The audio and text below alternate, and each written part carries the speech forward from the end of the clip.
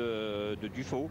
Découvrez là les images du col d'Ispegui où les coureurs vont passer dans très peu de temps, puisque nous avons vu Saint-Étienne de Baïgorry, donc dans moins de 10 km ils arriveront au terme de l'ascension de cette difficulté classée en deuxième catégorie.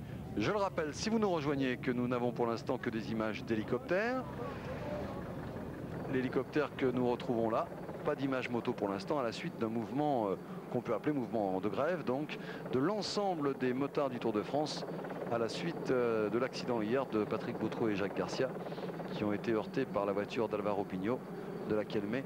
Alors je ne sais pas si le geste était volontaire, a priori c'est loin d'être une certitude, mais je crois que l'attitude d'Alvaro Pigno a un petit peu mis le feu aux poudres également, puisqu'il n'a pas pris de nouvelles des coureurs, que dis-je, de nos confrères qui étaient à terre hier. Donc je crois que c'est de cela qu'est née vraiment la polémique. Il y a vraiment un antagonisme, une opposition entre la voiture d'Alvaro Pigno et celle donc la moto de Patrick Bautreau et Jacques Garcia.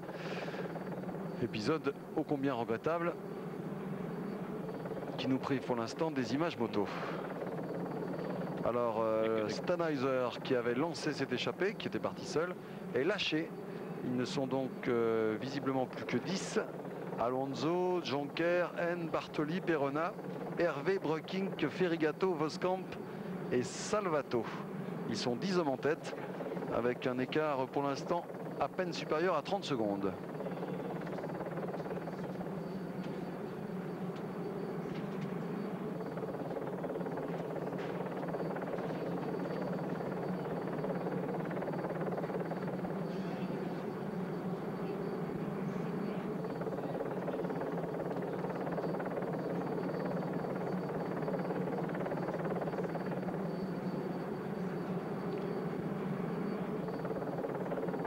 C'est Jonker visiblement qui fait le travail devant cette échappée. Patrick Jonker, le coureur australien de l'équipe Once, avec dans sa roue Alonso, l'équipier de Miguel Indurain. Miguel Indurain qui s'est exprimé ce matin au micro de Thierry Blanco. Alors que l'écart est maintenant de 50 secondes entre ces 10 hommes et le peloton. Et Miguel, à qui Thierry a demandé, ou a remarqué plutôt, qu'il y avait beaucoup d'émotions hier entre le tenant du titre Miguel Indurain et le nouveau patron de ce Tour de France, Björn Ries. Miguel. Hier, ça a été un hommage très sympathique de la part de mes supporters et surtout de la part de Ries. Ces remerciements sont très gentils sur le Tour. Vous semblez respecter énormément sa victoire. Vous êtes content presque de la victoire de Björn Ries, vous l'avez salué. Il a démontré qu'il est le meilleur, le plus régulier sur tout le Tour. Bon, il reste encore 3 jours, mais tel que c'est parti, il n'aura aucun problème pour tenir le coup jusqu'à Paris. Miguel, déjà dans la presse, partout, on vous attend l'année prochaine. Qu'est-ce que vous répondez à tous ceux qui vous attendent? J'avais envie de bien faire cette année. Ça n'a pas marché aussi bien sur le Tour que dans d'autres courses, mais il reste encore une partie de la saison à faire, on verra. Je vais récupérer, il y a encore le Tour d'Espagne, les Jeux Olympiques, les Championnats du Monde, beaucoup de dates. J'essaierai de faire ces courses du mieux possible et après, en hiver, je verrai si je continue 1 an ou 2 de plus, j'ai encore le temps. Bon, de toute façon, après le Tour, vacances avec Marissa et Miguelito? Je sais pas, je vais voir comment je m'en sors dans le contre-la-montre de Bordeaux. Si je suis bien, j'irai à Atlanta. Donc pas de vacances pour l'instant. En tout cas, cette interview, aussi intéressante soit-elle sur le plan émotionnel pour Miguel Indurain, est riche d'informations. Miguel qui envisage donc de continuer, qui envisage surtout de faire le contre-la-montre de samedi entre Bordeaux et Saint-Émilion à fond, alors qu'il y a une accélération là, vous le voyez, du coureur de la Once, Patrick Jonker. Eh bien, Indurain nous apprend donc qu'il ne part pas en vacances, qu'il va faire à fond le contre-la-montre de Bordeaux et qu'en fonction de son attitude dans le contre-la-montre, il ira ou non à Atlanta. Et ce serait quand même un coup dur pour les Jeux Olympiques si Miguel ne se rendait pas à Atlanta.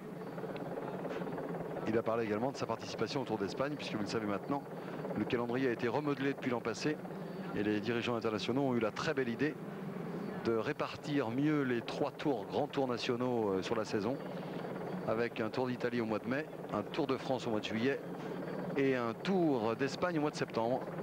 Et ça, c'est vrai que c'est une belle initiative qui permet à des coureurs qui manquent leur Tour de France eh bien d'aller avec des ambitions au Tour d'Espagne, à la Vuelta. Et puis il y a un rendez-vous aussi qui est important, on va en profiter pour le signaler, c'est le Grand Prix de Plouay. Le Grand Prix de Plouay, le Grand Prix Ouest-France, qui est vraiment une des plus grandes et plus belles courses françaises. Ouest-France, le Grand Prix, le dimanche 1er septembre.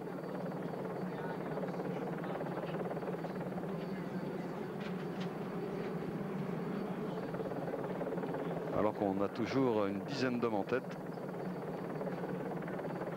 Et que l'écart est maintenant d'1 minute 20. Pascal Hervé représentant le cyclisme français, si je puis dire, dans cette échappée. Le meilleur placé, le mieux placé au classement général étant Patrick Jonker de l'ANC à 33 minutes. Alors que Jean-René est avec nous maintenant avec notre ami Denis Clément, photographe de l'équipe également. Jean-René. Oui Patrick, je suis avec Denis Clément qui va être donc dans un instant le porte-parole sur France Télévisions de l'ensemble des motards et de tous les passagers des motos du Tour de France, qu'elles soient des motos de l'organisation, des motos photographes, des motos caméramans, bref, l'ensemble, c'est lui qui a été désigné donc pour s'exprimer en leur nom. Alors Denis Clément, Patrick Chen a longuement rappelé bien évidemment les circonstances de l'accident d'hier dans la descente du col de Soudet, avec donc les blessures de Jacques Garcia et de Patrick Boudroux. Il y a eu donc depuis ce matin ce mouvement que nous avons expliqué. Pouvez-vous nous donner de fond de votre réaction et nous expliquer véritablement votre attitude depuis ce matin, votre position depuis ce matin? C'est bien simple. Nous attendions un peu de sévérité de la part de Jean-Marie Leblanc, directeur général du Tour de France. On se rend compte, après la gravité de l'accident d'hier, qu'il y a des sanctions à 2 vitesses, plus légères pour les directeurs de course et beaucoup plus sévères pour nous quand on fait une petite faute au niveau de la course contre un coureur ou quelque chose comme ça. Donc en signe de protestation, puisque le directeur sportif de la Kelmé n'a pas été exclu de course aujourd'hui, nous avons refusé de travailler et nous assurerons un service minimum, c'est-à-dire que nous allons faire un pool de photos pour le monde entier qui diffusera une photo de l'arrivée, une photo du podium. Ça sera tout pour nous aujourd'hui. C'est tellement dangereux de rouler à moto sur le Tour de France. On prend tellement de risques, il n'y a pas besoin, ce n'est pas nécessaire d'en rajouter. Voilà. Voilà, donc c'est une position qui concerne la journée d'aujourd'hui, Denis, jusqu'au terme de cette étape à Hendaye. Tout à fait, pour le moment, on espère qu'il y aura quand même une sanction de prise à l'encontre du directeur sportif fautif. Qu'il l'ait fait exprès ou pas, on ne saura sans doute jamais la vérité, mais la faute était vraiment très grave, suffisamment grave pour prendre une sanction sévère. Voilà, Patrick, je pense que la position elle est claire.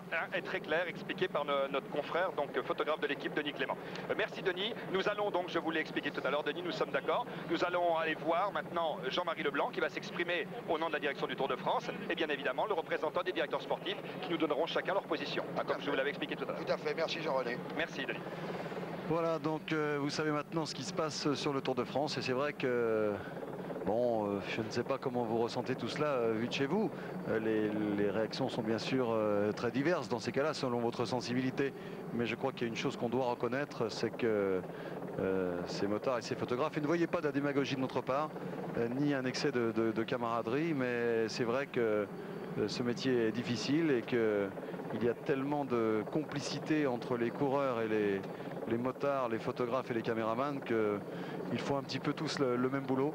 Ils le font bien et c'est vrai que Jean-Marie Leblanc doit faire assurer le respect de certaines règles et qu'il y a de temps en temps des motos qui sont mises hors course une journée ou des avertissements, des blâmes parce qu'il y a une discipline dans ce Tour de France et que vous l'avez compris, l'ensemble des motards attendaient une prise de position peut-être un petit peu plus radicale. Mais peut-être la direction de toujours, enfin on le saura dans quelques instants, a-t-elle estimé que la faute n'était pas avérée et qu'un avertissement suffisait. En tout cas, c'est ce qui a déclenché cette réaction qui fait que vous ne suivez aujourd'hui le Tour de France qu'avec les hélicoptères. Alors, un pool photographe, de quoi s'agit-il? Eh bien, il y a un photographe qui va être mandaté par tous les autres.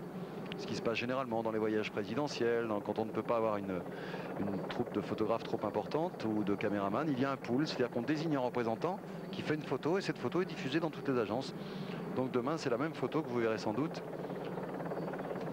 dans tous les journaux pour ce qui concerne l'étape du jour. Alors que l'écart est à est de 1 minute 50. Alors que Melchior Maori est victime d'une crevaison à l'arrière. Ce groupe ne représente absolument aucun danger pour l'équipe Télécom. Et je pense que si tout le monde veut travailler, si ces coureurs acceptent de rester ensemble encore à un bon moment, eh bien c'est une échappée qui a de bonnes chances d'aller jusqu'au bout. Mais vous savez, Patrick, lorsqu'un groupe arrive à une dizaine de coureurs, c'est le maximum après. Il suffit que l'un d'eux soit un peu plus fatigué, qu'il refuse le relais et ça sème la zizanie immédiatement.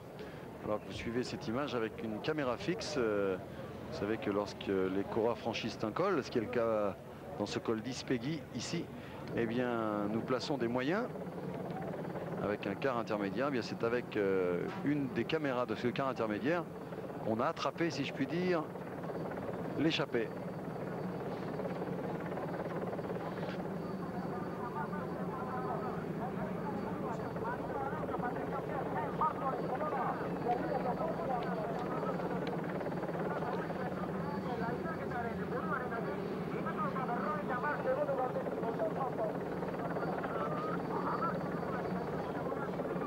Jean-René ? Jean-René, oui, je vois, enfin, je sais que vous avancez donc vers Jean-Marie Leblanc ou vers le responsable des directeurs sportifs. Est-ce qu'on ne peut pas envisager la question qu'on se posait pour les téléspectateurs, un pool également pour une moto qui ferait des images pour le monde entier, pour la télévision? Patrick, là encore, je vais parler au conditionnel. Normalement, après avoir fait l'interview de Jean-Marie Leblanc, directeur général du Tour, et du porte-parole des directeurs sportifs, nous devrions avoir normalement des images du final de cette étape. Mais autorisez-moi bien sûr pour l'instant à parler au conditionnel. Je dis bien normalement, nous devrions. Ok.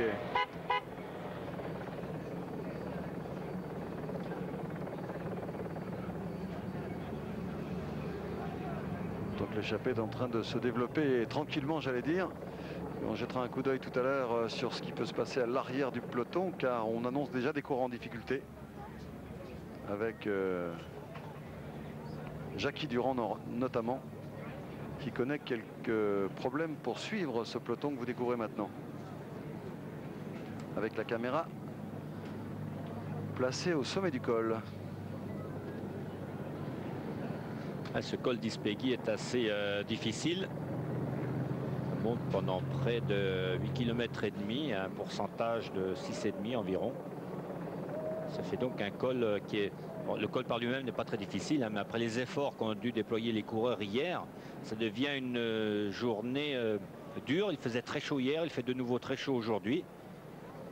Et les coureurs qui n'ont peut-être pas tous très bien récupéré,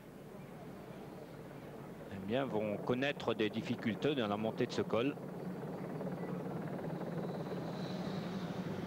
Et je ne suis pas surpris pour évoquer encore un peu le mouvement aujourd'hui qui anime les motards, les photographes, les caméramans. Je ne suis pas surpris de la solidarité qui règne dans ce groupe, car c'est vrai que lorsqu'on fait, c'est un peu comme pour les coureurs, hein. Lorsqu'on fait un métier comme ça, c'est vrai que les descentes de col, toutes les journées sur les motos, c'est aussi une sorte de performance. Lorsqu'on a un appareil photo ou une caméra au bout du bras. Et pour les pilotes, c'est pas toujours évident d'avoir quelqu'un derrière qui se contorsionne pour faire les meilleures photos, les meilleures images. Eh bien, il y a une certaine confrérie qui s'installe là, et je ne suis pas surpris de cette solidarité montrée par cette corporation.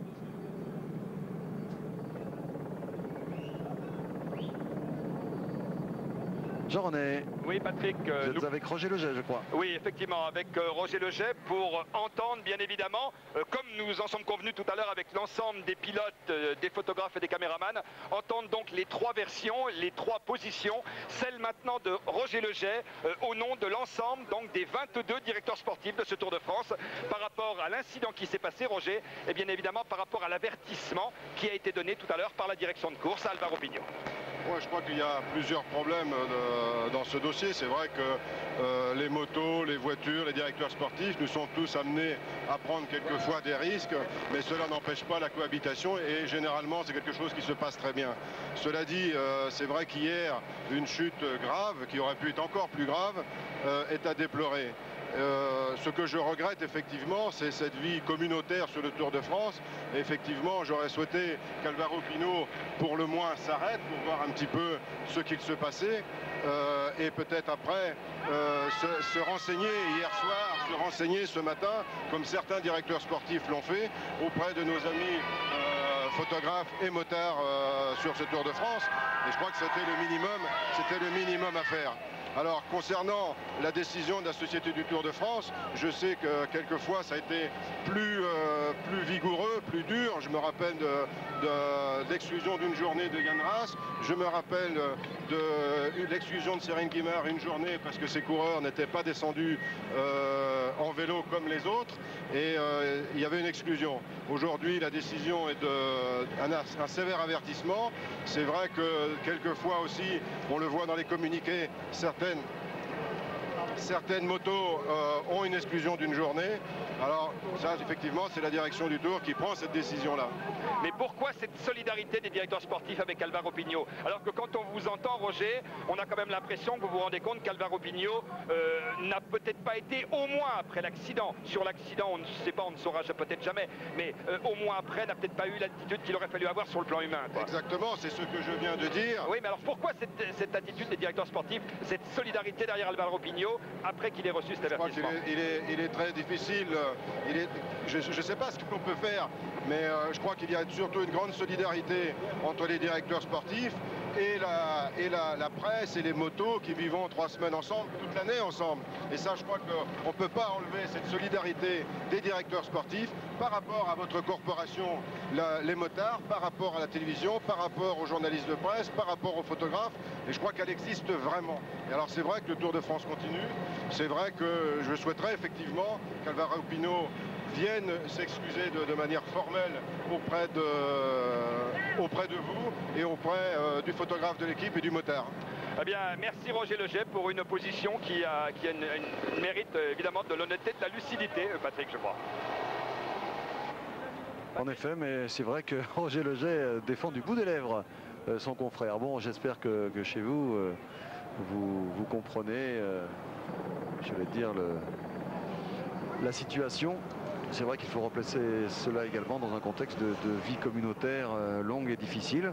Et c'est vrai qu'il y a des rapports qui s'installent entre les gens et que généralement ils sont bons, ils sont même excellents.